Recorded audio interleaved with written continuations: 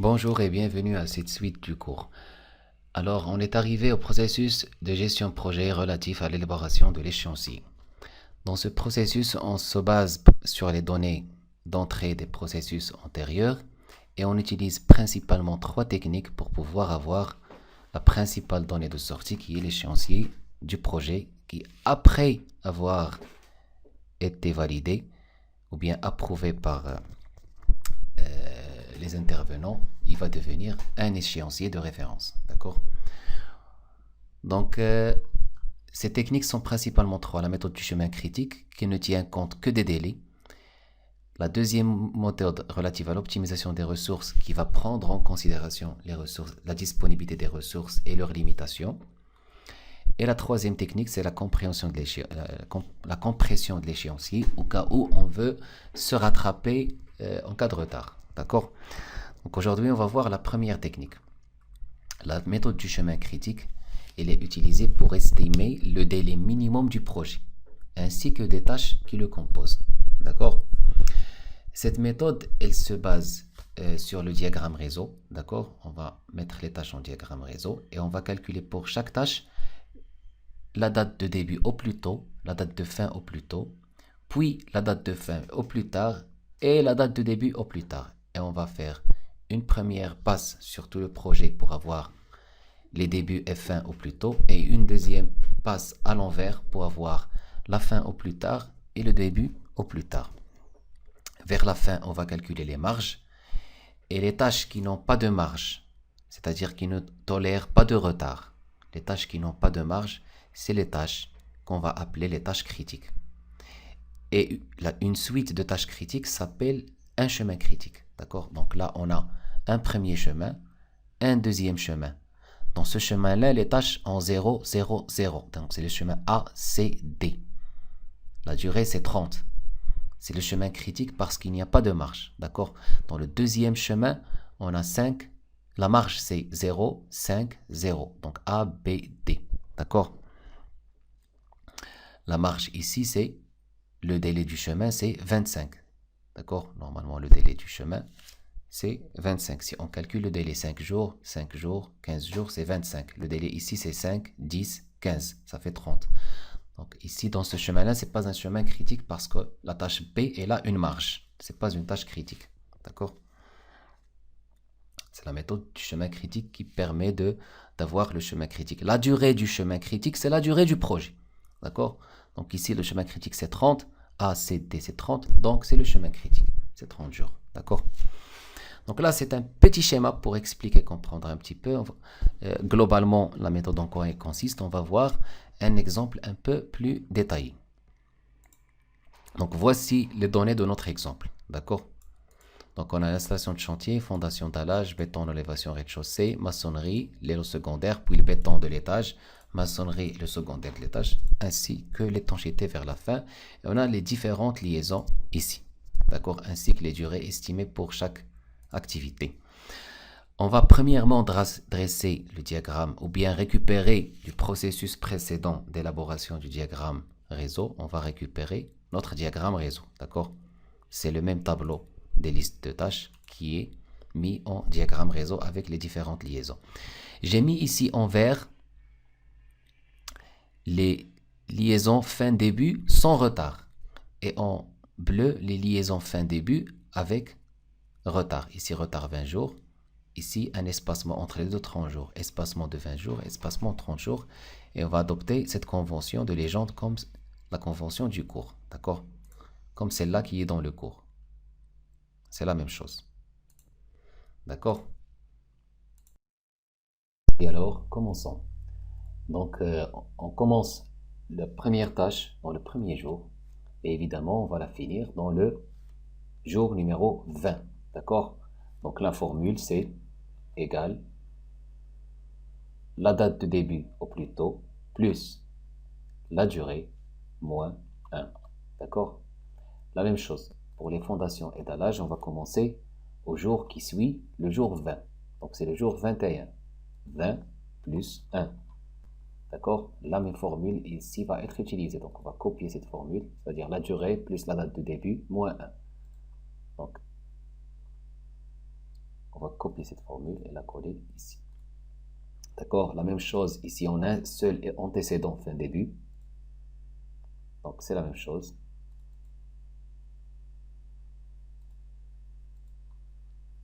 Copier, coller. La même chose, on a un seul antécédent, coller. On a un seul antécédent, coller. Ici, c'est la même méthode de calcul, copier, coller, coller et coller pour la date de fin au plus tôt. D'accord? On passe aux tâches suivantes. Donc là aussi, on a un seul antécédent. D'accord? C'est la fondation étalage, mais avec un retard de 20 jours. D'accord? Donc au lieu de commencer, fondation étalage va terminer le jour 50, la maçonnerie normalement devrait commencer le jour 51. Mais il faut ajouter 20 jours de retard. Donc c'est la date de fin au plus tôt précédente de l'antécédent, plus un jour, plus le retard qui est 20. D'accord? La même formule va être appliquée ici, égale 50 plus 1 plus le retard de 30 jours. Donc on a ici vu le cas où on a un seul antécédent pour calculer la date au plus tôt, le début au plus tôt et la fin au plus tôt. Alors on va voir le cas quand on a deux antécédents. C'est le cas de la maçonnerie en étage.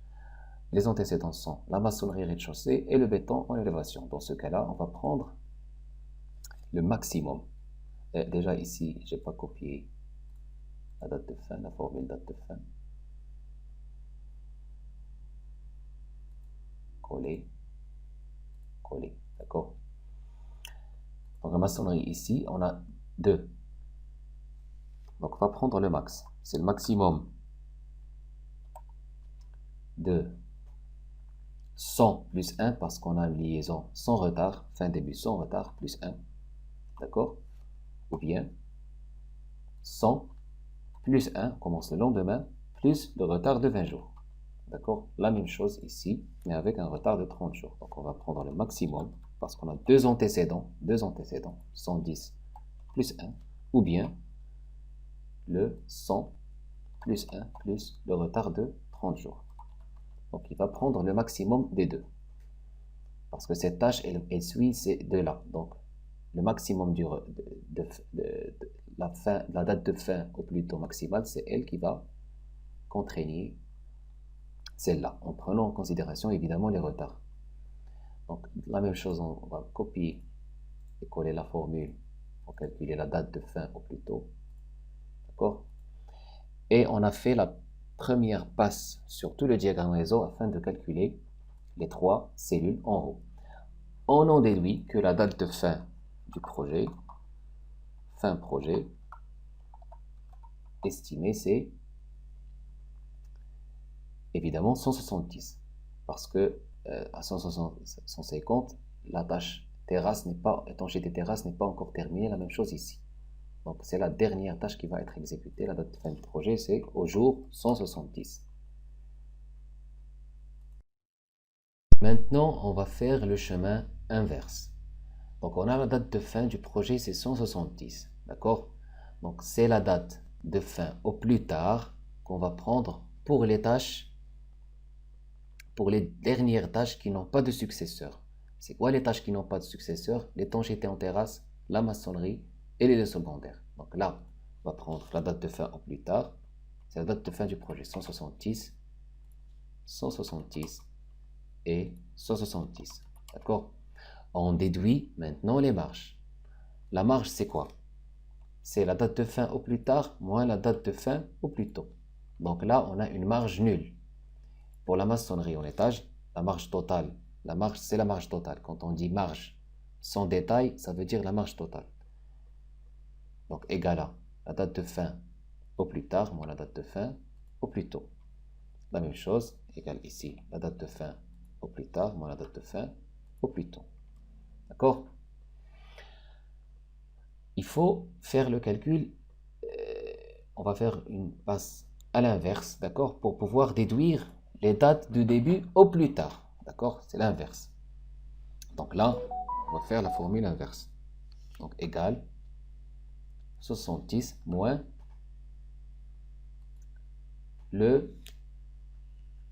la durée, évidemment.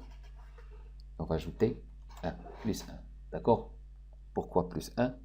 parce que c'est la même façon, pour ne pas prendre en considération, pour ne pas, parce que normalement 170, il est inclus dans le délai.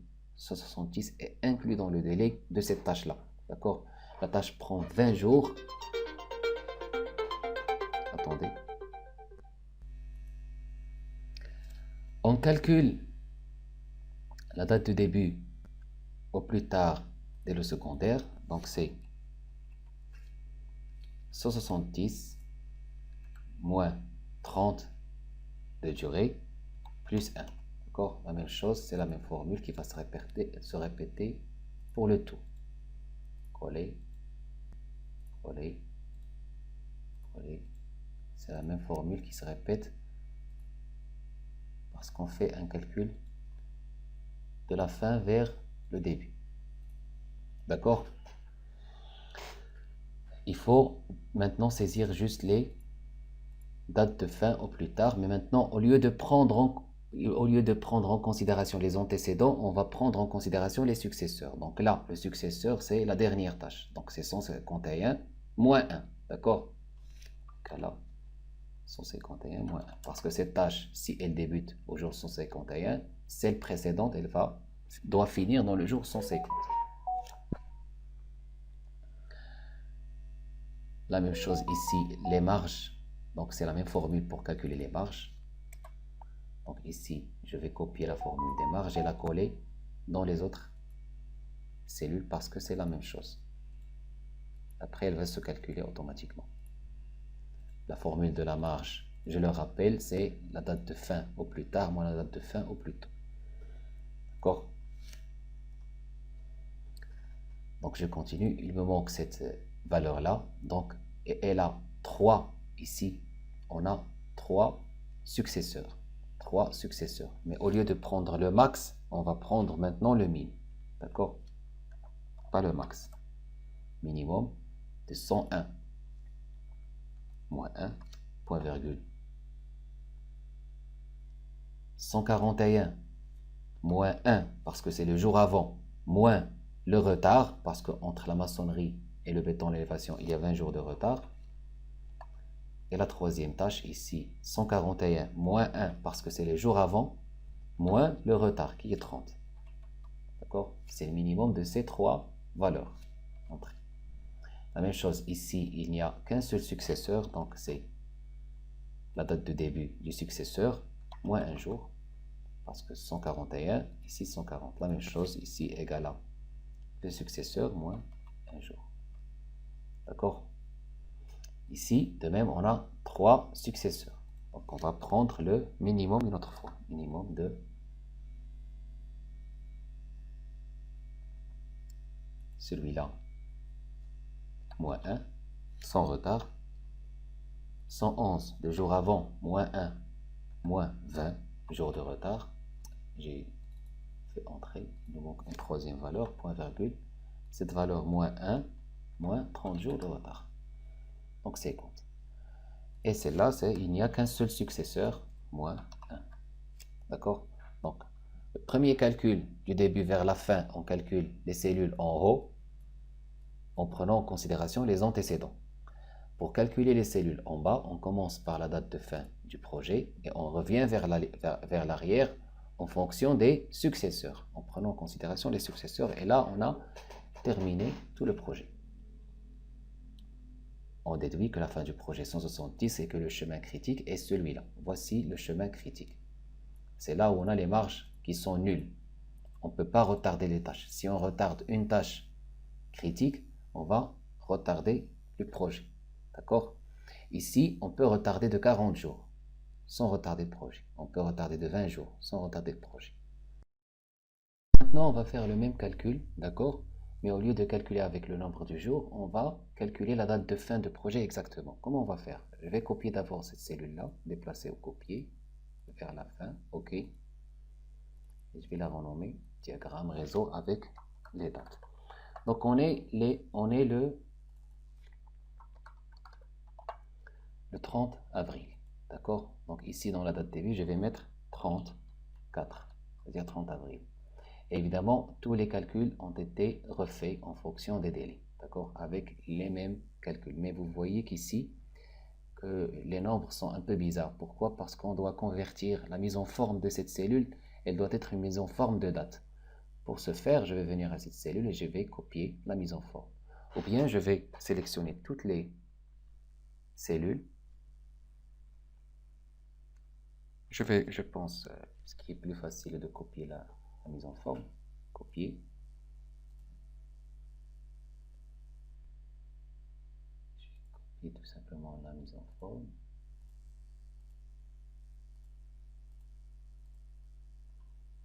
Donc là, je dois redimensionner un peu cette cellule. Et je vais diminuer ici. Ou bien c'est plus rapide de sélectionner tout puis modifier la mise en forme.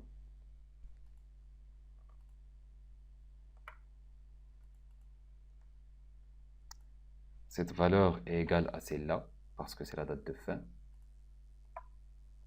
La même chose, celle-là égale à la date de fin. Plus tard, on a déjà vu ceci. Et la fin du projet, c'est une date. D'accord? Donc, je vais sélectionner le tout, tous ces éléments-là, tous les éléments en date, et je vais modifier leur mise en forme pour qu'ils deviennent des dates au lieu de jours.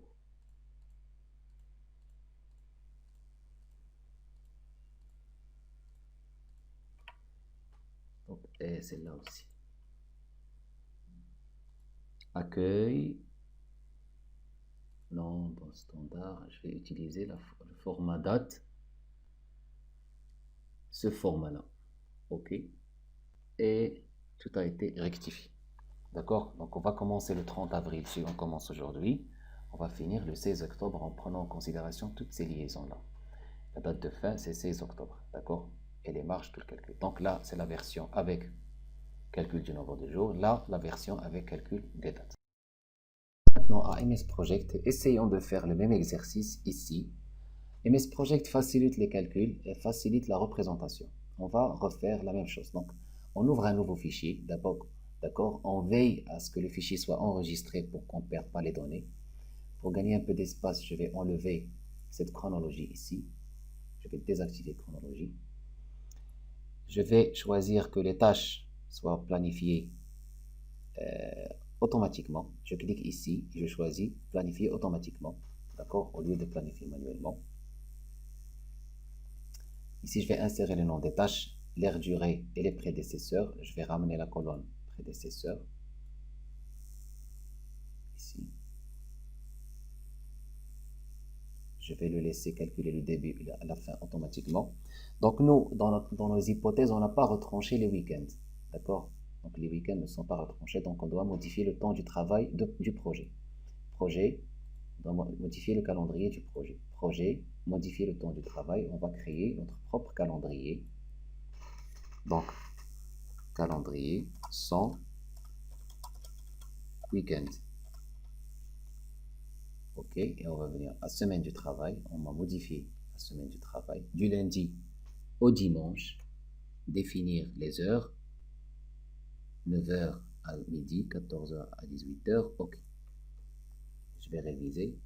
Dimanche, c'est bon. Aucun jour n'est chômé.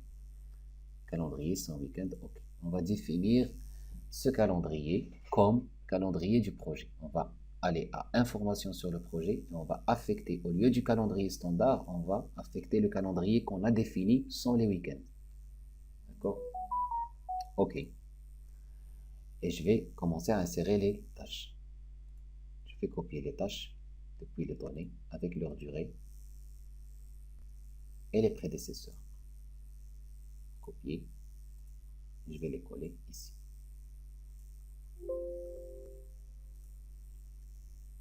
D'accord? Je vais afficher le projet en entier. Affichage, projet entier. Et je vais faire apparaître le chemin critique. Format, tâche critique. Ils vont apparaître en rouge. Donc là, on va vérifier. On commence le 30 avril, effectivement. C'est aujourd'hui. Ça a été saisi automatiquement. On peut définir notre date. La fin, c'est le vendredi 16-10. D'accord? C'est la dernière tâche. C'est la fin du projet.